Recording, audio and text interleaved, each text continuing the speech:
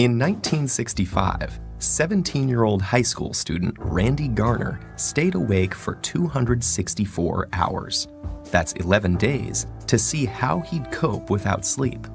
On the second day, his eyes stopped focusing. Next, he lost the ability to identify objects by touch. By day 3, Garner was moody and uncoordinated.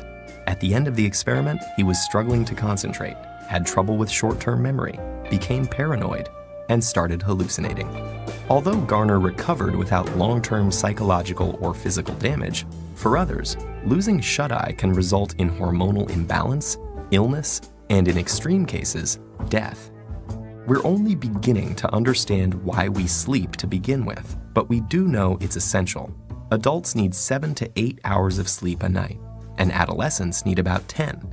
We grow sleepy due to signals from our body telling our brain we are tired, and signals from the environment telling us it's dark outside. The rise in sleep-inducing chemicals like adenosine and melatonin send us into a light doze that grows deeper, making our breathing and heart rate slow down and our muscles relax. This non-REM sleep is when DNA is repaired and our bodies replenish themselves for the day ahead. In the United States, it's estimated that 30% of adults and 66% of adolescents are regularly sleep-deprived. This isn't just a minor inconvenience. Staying awake can cause serious bodily harm. When we lose sleep, learning, memory, mood, and reaction time are affected. Sleeplessness may also cause inflammation, hallucinations, high blood pressure, and it's even been linked to diabetes and obesity. In 2014, a devoted soccer fan died after staying awake for 48 hours to watch the World Cup.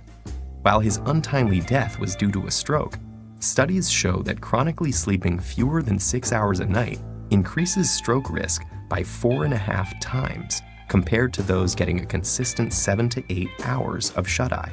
For a handful of people on the planet who carry a rare inherited genetic mutation, sleeplessness is a daily reality. This condition, known as fatal familial insomnia, places the body in a nightmarish state of wakefulness, forbidding it from entering the sanctuary of sleep. Within months or years, this progressively worsening condition leads to dementia and death. How can sleep deprivation cause such immense suffering? Scientists think the answer lies with the accumulation of waste products in the brain. During our waking hours, our cells are busy using up our day's energy sources, which get broken down into various byproducts, including adenosine. As adenosine builds up, it increases the urge to sleep, also known as sleep pressure.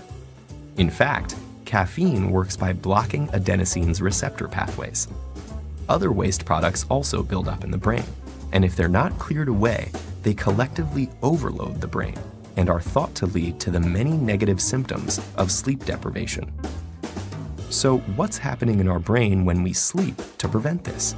Scientists found something called the glymphatic system, a cleanup mechanism that removes this buildup and is much more active when we're asleep. It works by using cerebrospinal fluid to flush away toxic byproducts that accumulate between cells. Lymphatic vessels, which serve as pathways for immune cells, have recently been discovered in the brain, and they may also play a role in clearing out the brain's daily waste products. While scientists continue exploring the restorative mechanisms behind sleep, we can be sure that slipping into slumber is a necessity if we want to maintain our health and our sanity.